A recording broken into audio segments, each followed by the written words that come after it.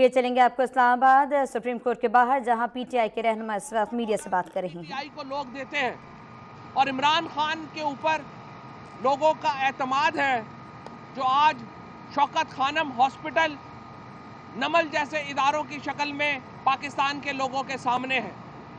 और इन तमाम इदारों का एक एक रुपए का हिसाब किताब मौजूद है और जो दिया जाता है। और यही वजह है कि इमरान खान के नाम के ऊपर लोग अंधा एतमाद करते हैं, तहरीके इंसाफ के ऊपर लोग अंधा एतमाद करते हैं। ये एतमाद आपको अपनी प्रैक्टिसेस से सामने आता है। नवाज शरीफ साहब ने कर्ज उतारो मुल्क संवारो मुहिम शुरू की थी और बतौर वजीर आजम शुरू की थी। लोगों ने उनके ऊपर एतमाद किया था और आप देखिए कि कर्ज उतारो मुल्क संवारो के साथ क्या हुआ था। ऐसे लोगों के ऊपर लोग एतमाद नहीं करते हैं, ऐसी लीडरशिप के ऊपर लोग एतमाद नहीं करते हैं। 40 साल से नवाज शरीफ साहब और उनका खानदान इख्तिदार में है किसी ना किसी तरीके से। 1981 में जाके वो पहली बार बने थे। एक बता दे मुस्लिम लीग नून वाले शौकत खानम का या नमल का या इस तरह का कोई एक इंस्टीट्यूशन वो उसके करीब भी जा सके हो, लेकिन बकवास बक करवा ले इनसे। जब भी यहाँ पे आएंगे ख्वाजा आसिफ हो, दानियाल हो, ये साद रफीक हो, हमेशा आएंगे बकवास करेंगे शौकत खानम के ऊपर, बकवास करेंगे नमल के ऊपर, डिस्क्रेडिट करने की कोशिश करेंगे। एक चोर अपनी चोरी छुपाने का तरीका यह बनाता है कि इतना शोर मचाओ कि चोरी दब जाए। और एग्जैक्टली यही पॉलिसी है मुस्लिम लीग नून की कि इतना शोर मचाओ कि चोरी की समझ ही ना आए कि किसने चोरी की है और किसने चोरी नहीं की है। और ये जो तहरीके इंसाफ के ऊपर भी मुकदमा है, ये भी उसी शोर मचाओ पॉलिसी का हिस्सा है।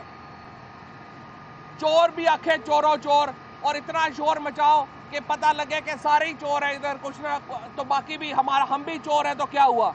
ये पॉलिसी है नून लीग की।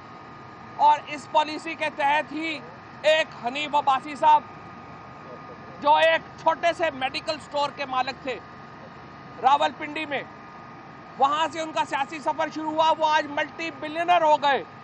एफिड्रीन केस के ऊपर, एफिड्रीन क्या है जो हेरोइन बनाने में इस्तेमाल होता है। क्या हनीफ अब्बासी साहब जो पिटिशनर है इस केस में वो हिसाब देंगे कि कैसे वो एक छोटे सारे ड्रग डीलर से एक मल्टी बिलियनर हो गए। दानियाल अजीज जो यहाँ पे आके डॉक्यूमेंट्स लहराता फिरता है, पाकिस्तान में अगर कोई फॉरेन फंडिंग हुई है तो सबसे बड़ी फॉरेन फंडिंग दानियाल अजीज की एनजीओ और उसकी पॉलिटिकल पार्टी जीवे पाकिस्तान को हुई थी।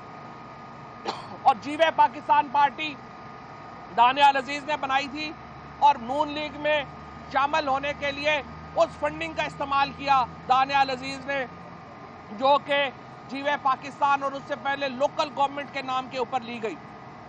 जो आज का मुकदमा है, हमने वाज़ेह तौर के ऊपर जज साहिबान को यह कहा है कि आप अगर पीटीआई फॉरेन फंडिंग है, वो ये कहते हैं कि बैरून मुल्क पाकिस्तानी चूंकि पीटीआई को फंड करते हैं, लिहाजा पीटीआई के फंडिंग फॉरेन फंडिंग है, तो 20 बिलियन डॉलर जो ओवरसीज पाकिस्तानी पाकिस्तान को बेचते हैं वो क्या है। जो बैरून मुल्क पाकिस्तानी पाकिस्तान की मोहब्बत में दिन रात सरशार है वो क्या है। क्या हम उनको गद्दार डिक्लेयर करना चाहते हैं? तो नून लीग को हमने ये ऑफर दी है कि आपकी वफाकी हुकूमत है, आपके अपने वजीर दाखिला है, आपका पूरा पैराफर्नीलिया है, वफाकी हुकूमत ये तहकीकात कर ले।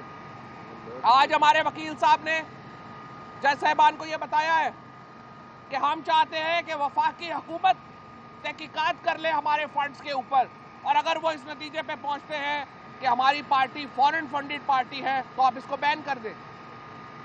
ये वफाकी हुकूमत को, ये मुस्लिम लीग नून को हम कह रहे हैं कि आप आए और हमारी तहकीकात कर लें अगर आपने अपने फंड्स की करनी है। क्या मुस्लिम लीग नून अपने फंड्स की तहकीकात हमें देगी?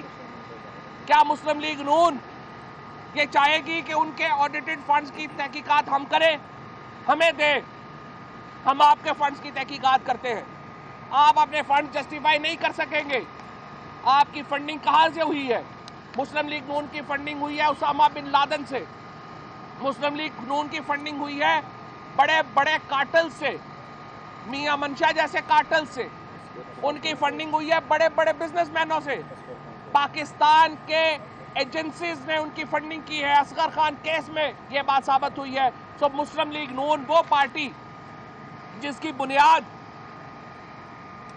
गंदे पैसे के ऊपर रखी गई है, ब्लैक मनी के ऊपर रखी गई है, वो हमें कह रही है कि पीटीआई की फंडिंग जो है वो फॉरेन फंडिंग जो ओवरसीज पाकिस्तानी हमें देते हैं वो इलीगल है। तो आइए आप हमारा एहतसाब कीजिए, हम आपका एहतसाब करते हैं।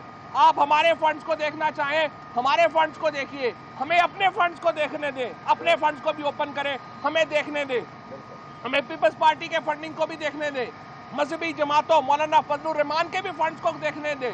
और जब ये सारे फंड्स खुलेंगे तो पाकिस्तान के लोगों को पता चलेगा कि पाकिस्तान में एक वाहिद पार्टी जो पाकिस्तान के लोगों के पैसों से, पाकिस्तान ओवरसीज पाकिस्तानियों के पैसों से चलती है, जो पाकिस्तान के अवाम की वाहिद पार्टी जो एक ओपन शफाफ पार्टी है वो पाकिस्तान तहरीक इंसाफ है।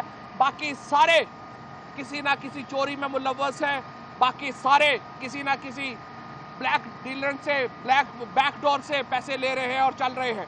सो आज का जो मुकदमा है वो यही था कि फॉरेन फंडिंग के ऊपर। आखिरी बात सिर्फ मैं ये कर दूं, इमरान खान ने 1972 से अपनी मनी ट्रेल दी है।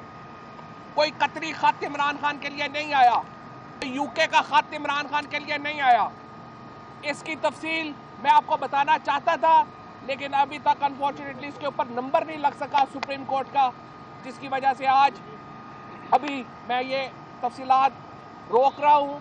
कल इंशाल्लाह ताला इमरान खान की जो मनी ट्रेल है, एक एक रुपए का हिसाब जो हमारे सामने है, जो हमने सुप्रीम कोर्ट में जमा कराया है, वो हम देंगे। लेकिन आज इसके ऊपर नंबर लग जाए, कल इंशाल्लाह आपको इसकी तफसील जो है वो देंगे। देखिए जी, फर्क साफ जाहिर है, फर्क साफ जाहिर है। फवाद चौधरी इस्लामाबाद के अंदर इस वक्त मीडिया से गुफ्तगू करे तो उन्होंने कहा कि $20 मिलियन को ओवरसीज पाकिस्तानी बेचते हैं, वो कहाँ हैं? पाकिस्तान की दीगर जमातों के फंड्स का पता नहीं होता कि कहाँ से आते हैं और कहाँ चले जाते हैं। इमरान खान के नाम पर लोग अंधा एतमाद करते हैं।